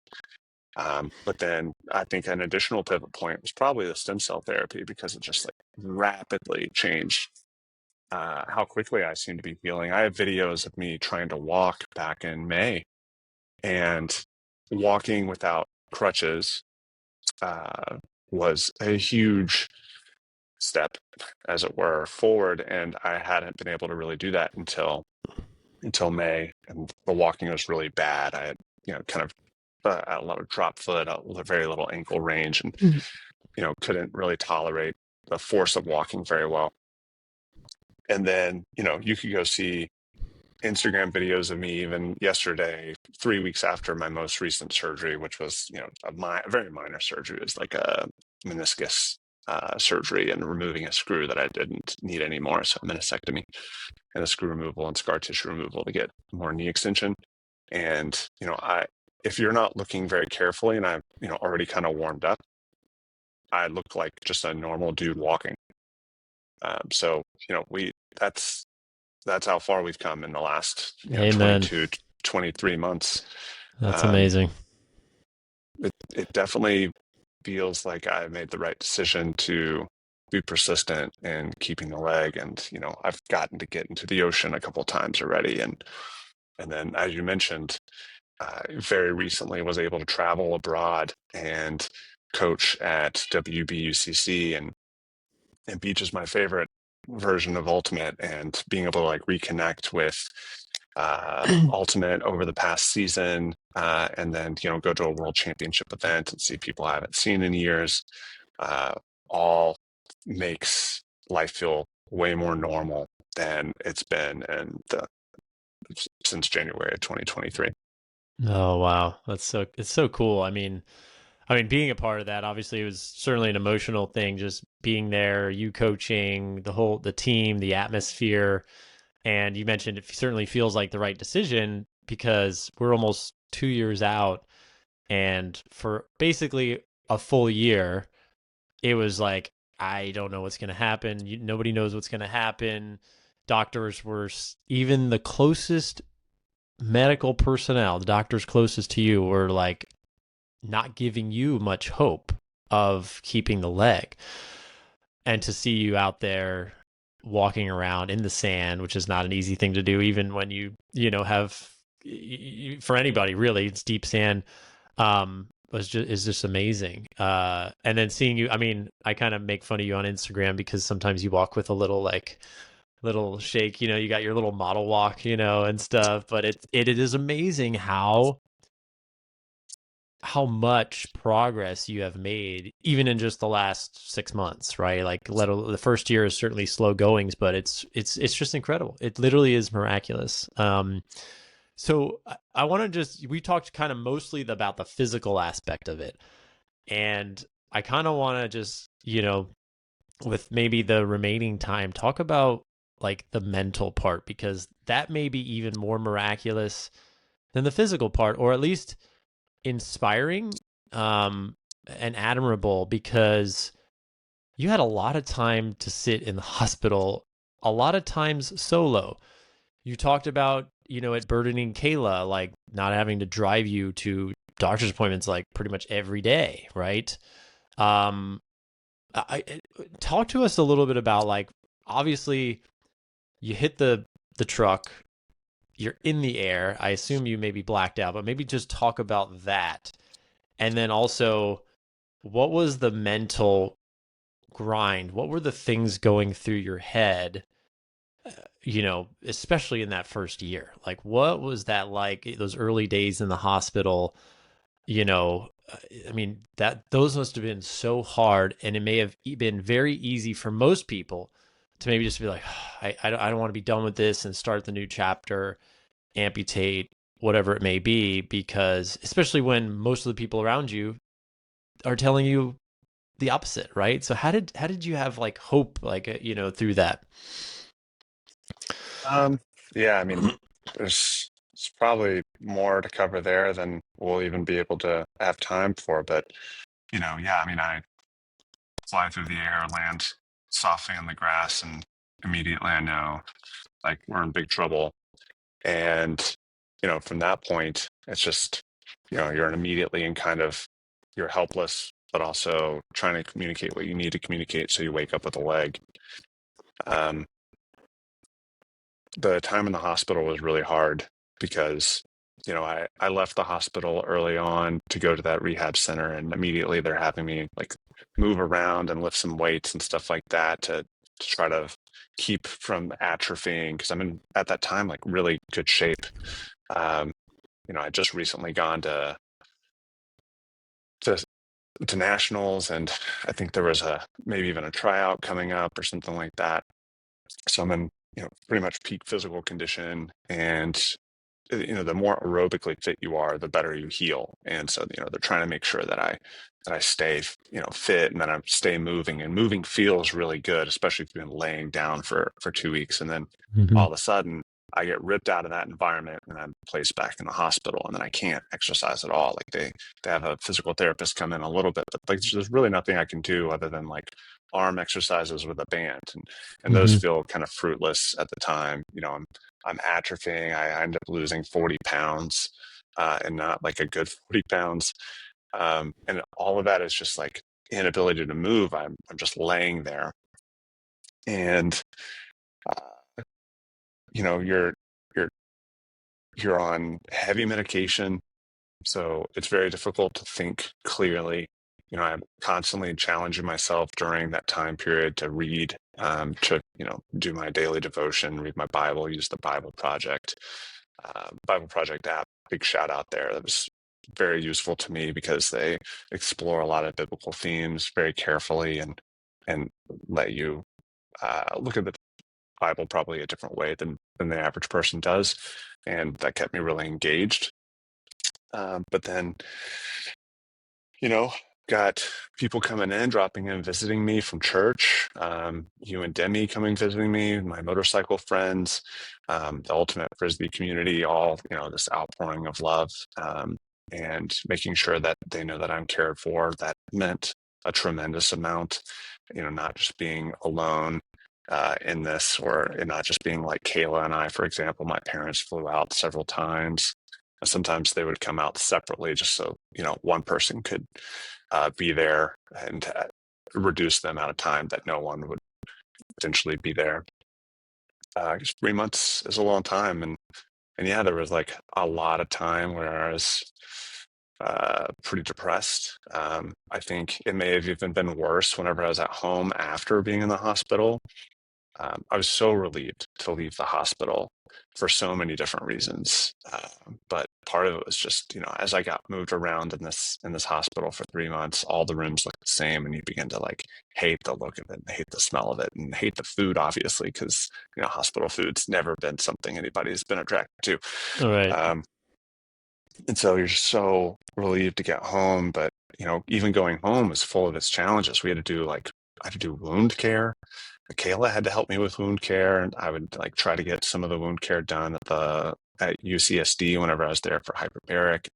I feel like this burden on Kayla, and I feel like this burden on my church community, who, thankfully, uh, my church community made it very clear that I was not a burden on them, and they would kind of rotate through, especially people who were in my community group, to give me rides when I needed them, whether it was to doctor's appointments or to hyperbaric.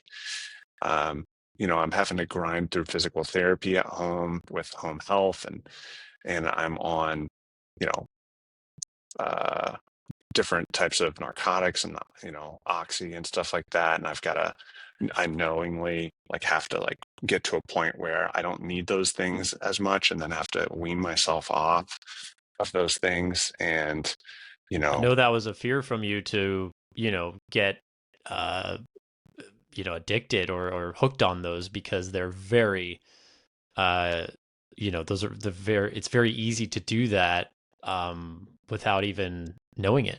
Right. I mean, so I know that you were yeah, very diligent about that, of just measuring and not taking nearly as much as you were even prescribed. yeah. I mean, they were prescribing because of just like how extensive my injury was, and then the like insidious element of like the oxys of the world is that you essentially grow accustomed to whatever amount that you're taking, and so it takes more to be able to alleviate the pain. And so instead of taking 5 milligrams 4 times a day, or whatever the average is for people who have like just had a knee surgery like I did, I was taking 20 milligrams every 4 times a day. So I was taking 80 milligrams a day instead of 20. And yeah, I had to wean myself off of that. And that was extremely challenging, because it makes it very difficult to sleep whenever you're on that stuff, um, or whenever you're coming off of it. It makes you feel very depressed. It makes you feel like you've just been gut punched. And so, once I figured out a plan to get off of it, which essentially I just found like the most aggressive plan that a doctor would give me, which was cut it in half every 2 weeks, cut the dose in half. The first week, you're just essentially a dead to the world sort of person. You're just like Mm-hmm. this, and nothing really makes you feel alive. And then you second week is much better. You're just in elevated states of pain because you're not getting the same pain relief.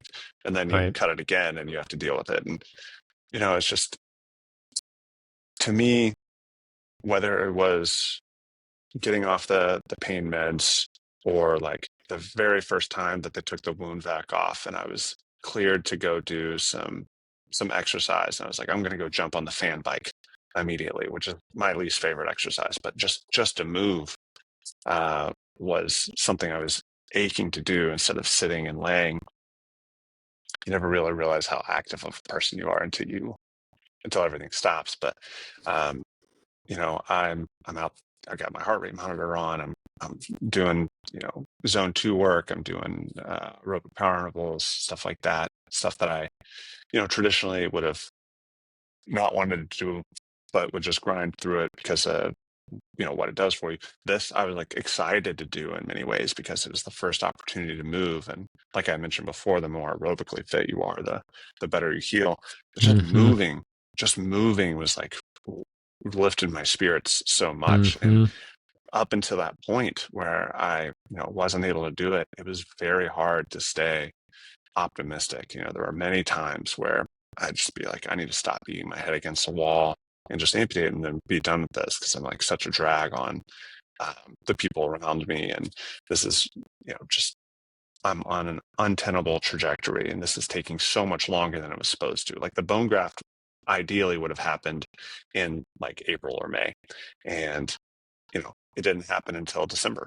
And it's just month after month after month after month after month of setbacks due to infections. And, just, What yeah. sustained you during that, Goose? I mean, what would you say is the biggest thing that sustained you of, because it's natural, I think, to have those negative thoughts come in and just be depressed and like say, oh, I'm too much of a burden. This is like am I being selfish of uh taking up all these people's time? I think it's natural for a human to think that, especially when it's like they're helping you all the time.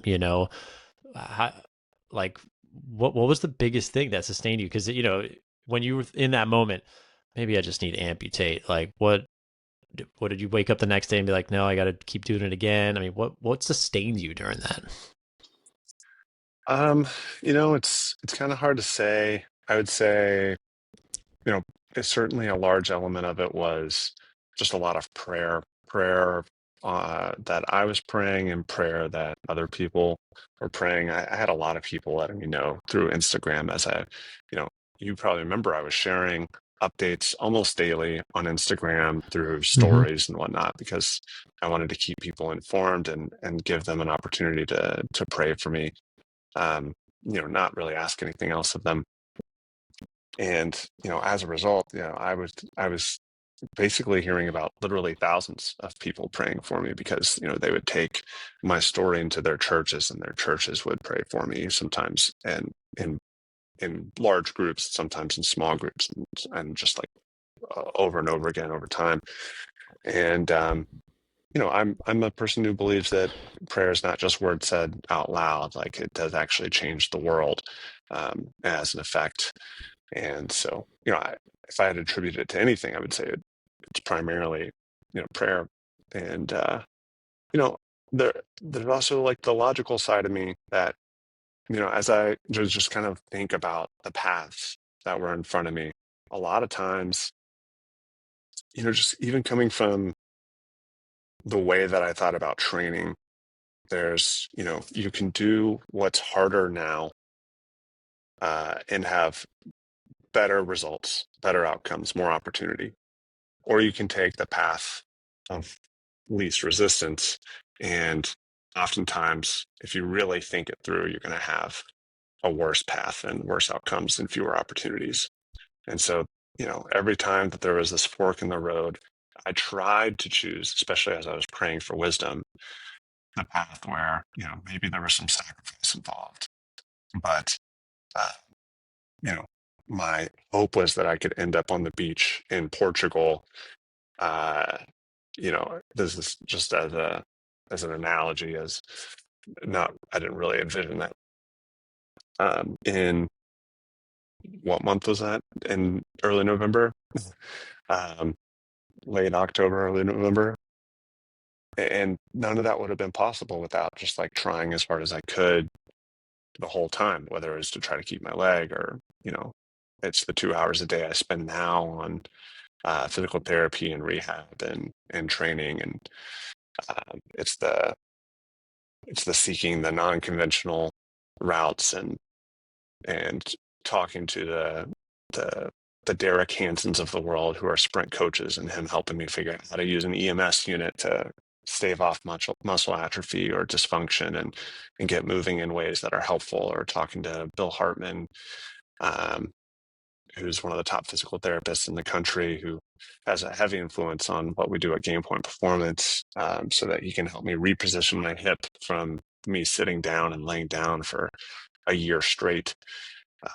And so just, having these moments of decisions to make, and hopefully, again, like just praying that I'd have the wisdom to choose the right one most of the time. Hmm. Wow.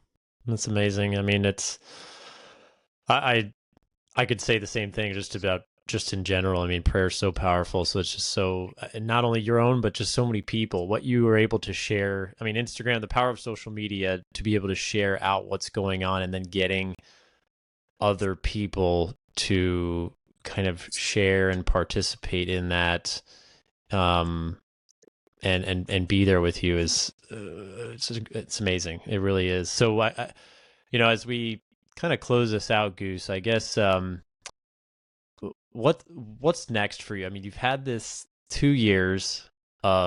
nearly 2 years of just a roller coaster, literally, especially that first year. You've made it back to coaching. You're coaching the local the women's team here now. You're involved with Condors. Um, I don't know what your aspirations are, but what are you thinking is next for you? And then also too, I want to, before we go to, what's the biggest thing you've learned through this that may be worthwhile to share with other people as well? Yeah, I mean, so some of the stuff that I started doing this year, I look forward to continuing as we head into 2025. So I, was an assistant coach for the Growlers. I was an assistant coach for Super Bloom. I was a head coach of Condors. I ended up having the privilege of being the head coach of Humilla Swag at WBUCC. And I was able to return to cut camps to coach, which I had been coaching at since 2012, where we have overnight summer camps for high schoolers.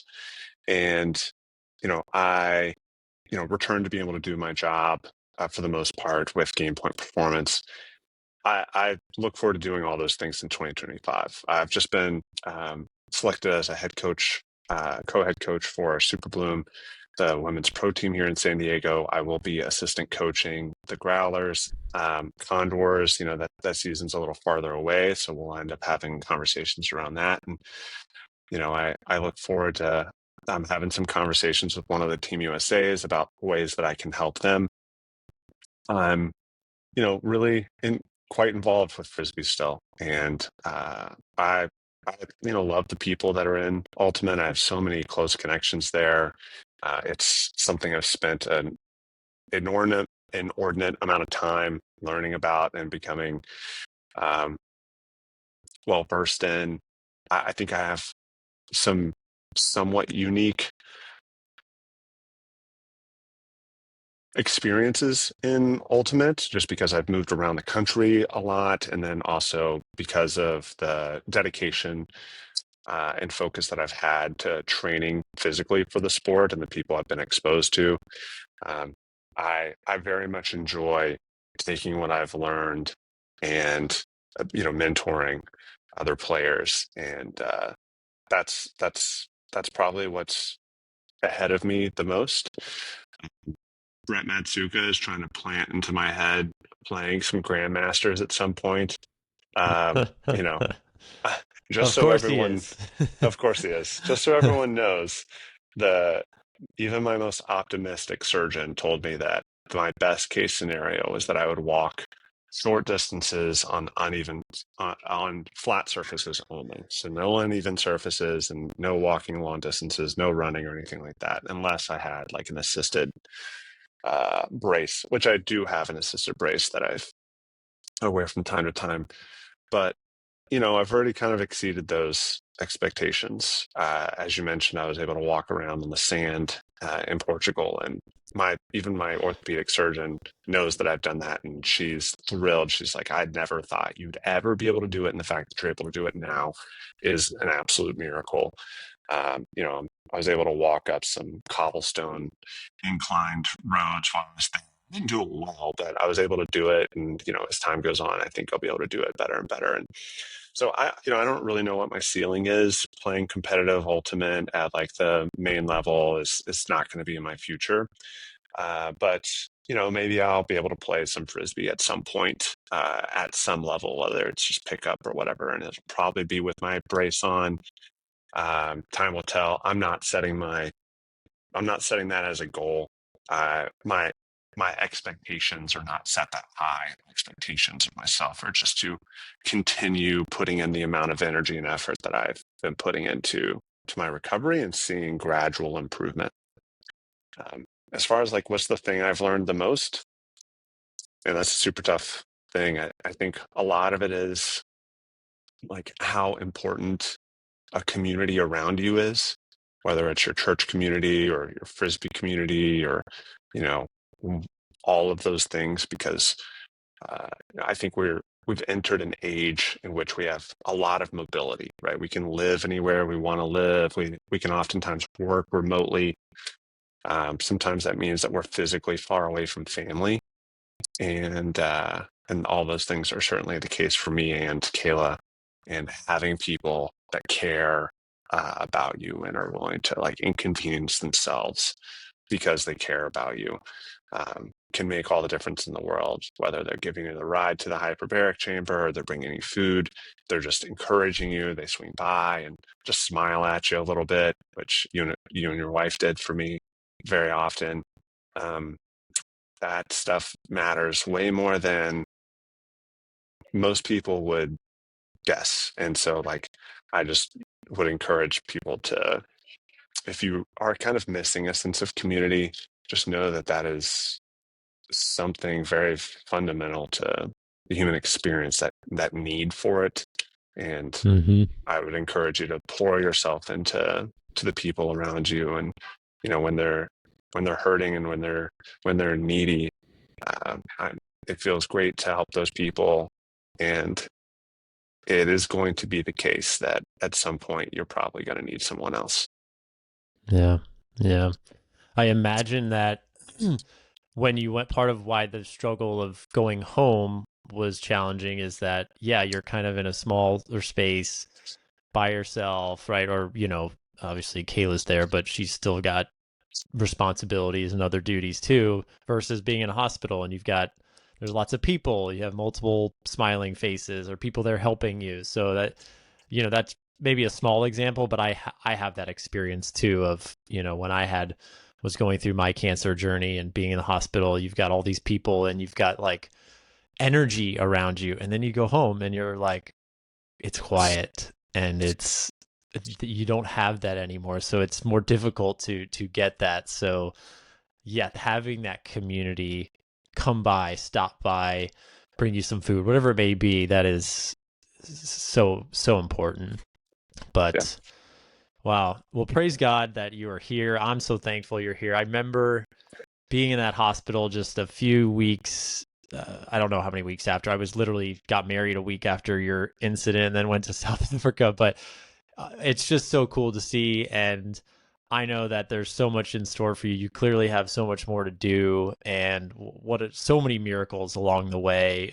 So many people that supported you, but you are ultimately the person that have kind of, had the mental fortitude through prayer, through all the people that have supported you. It's amazing to see. So I'm excited for everything that you have to do in the future. And I know we could probably talk about this for even longer, but we're at a stop here.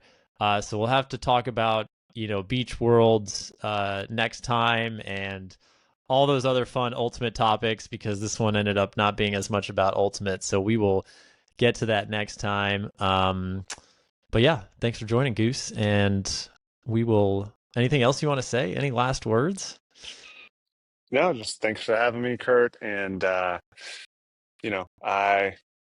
appreciate everyone who reached out, who prayed for me, who told me, early on that, that I was going to make it through this, or that for whatever reason they thought that of all the people who were going to go through this, that I was going to make it out best. I didn't know what you meant at the time, but it was very encouraging. So if you're watching this, thank you very much. Um, and yeah, I appreciate everybody in my community. I'm excited to pour myself back into it. Awesome. Well, thanks, Goose. If you're watching this and you want to listen more, feel free to share this with a friend or anybody else. We're going to continue to have more Ultimate Frisbee content and just talks with other people. So appreciate y'all's support, and we'll talk to you soon.